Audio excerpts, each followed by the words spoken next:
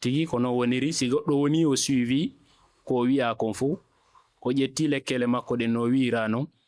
hawra kay complication ji gono ton e nder traitement ji ɗi on tigi no wonda e tension mum on o wawano fu wayi non ɓe ala tension ɓe mi woni wiide oron ka heɓude vraiment ko retenimo sinamo o inni mo mari tension hara goto andata kadi mo mari tension gelike on ko ɗoni no wurodo no wondo e mum si tawi woni hino kipa hino controla. Joni noon docteur kon ɗum woni pehe fiidandugol hoore mum e ɓeygure mum o ñaw tension ƴawowo? ɗen pehe hino fuɗɗi ka ñamete men ñande o ñande itti ka payɓen haa ka moko baɓɓen no fuɗɗi angal ñamugol lanɗan ɗuɗɗina lanɗan ɗan ka ɗuuɗe ñamete o ko facteur janono ko bone no fuɗɗi ɗuɗɓe dolnorgol ɓiɓɓe leɗɗe on mango en fuuñe en no andirɗon no ɓiɓɓe leɗɗe on no moƴƴani ɓanndu ndun ɗuyita vraiment ko ɓenta kon boîte de conserve ji ɗi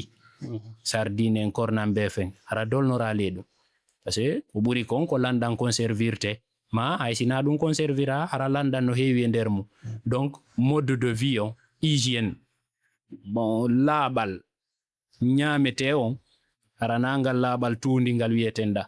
angal ñamugol lanɗan mbuyi angal ñamugol nebban mbuyi ɗum ko laawol ɓurgol e fewndegol fi evitugol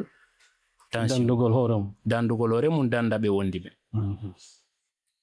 Joni docteur kono wasiyotoɗon yimɓe wonduɓe e ñaw tension ƴawowo ko yowiti e no ɓe woni e wurde noon ko ɗum wasiyoton so tawi joni ari ha on tigi on wiyama no wondi tension ko ɗum woodi ko wasiyotoɗon ɓe yimɓe ɗo? Goo on ko yon tigi jaɓu nawnare nden tan gelike jaɓugol no wondi e tension on ko primordial ko arana ngal no si on tigi jaɓi tension mum on no woni towowo on tigi jaɓi ko hypertandi hikka ɗon non conseil ji ɗi eɗin conseil ji lekki arani marɗo tension on lekki tout premier médicament on ko régime o andi régime on no avant no pendant no après régime on no huɓiti fof on régime noon ko angal ñaamo lanɗan nduduɗa en répétay ɗon tout le temps ko angal ñaamo maagi par exemple au cube jimbo maagi na publicité kono lanɗan no heewi e mum ko fiyon num wano Guinée kamen ɗo se jetti ɗin ñameteji ɓe waɗata hay dosage lanɗan ko woni e nder mum o gelike say joni ko ano pays goo waɗɗi exigence e mum ɓe innay on tigi yo andinɓe lanɗan sodium ko jelu waɗa e mum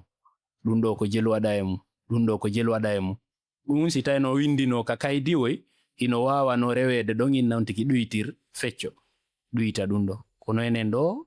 contrôle on no fanɗi kala komo ina ara e tunnata en anda ko woni nder ton hiɗen andi noon lanɗan no heewi nder ton ko ɗum waɗi ɓay menen min anda ko windi ton ko quantité on no woni ton mi innay tun won tigi yo terto ɗi ɓeyda e ɗi guu ka ñameteɗo ɗuyita lanɗan ɗan moƴƴa ɗum aray ko wano neɗɗo on ko happa kon ko wano 6 grammes de sel par jour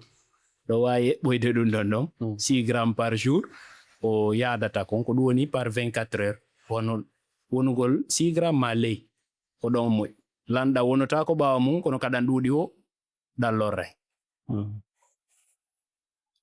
Joni docteur ko haalaji honɗi walla naniji fenandeji wonuɗi e o ñawu tension ɗi yimɓe men haalata kono hara ko fenandeji?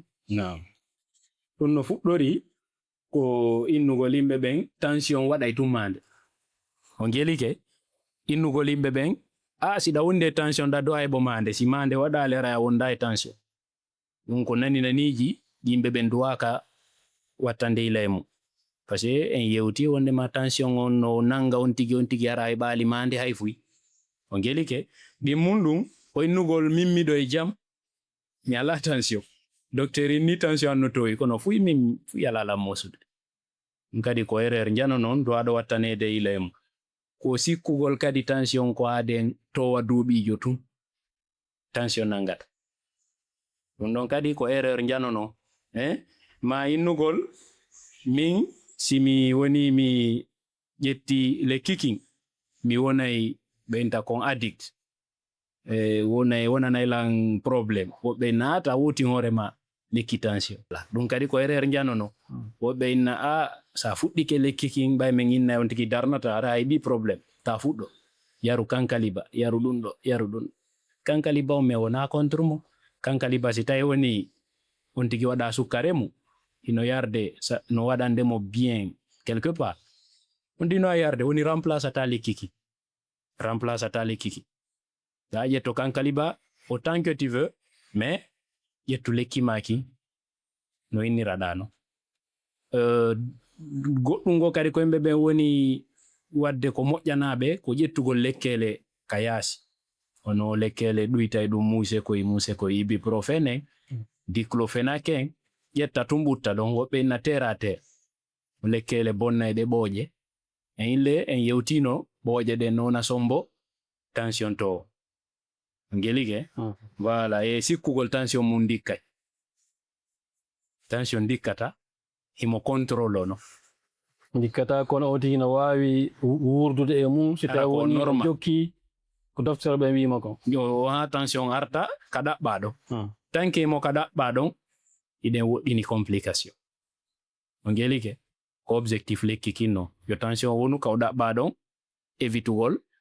complication ji ɗi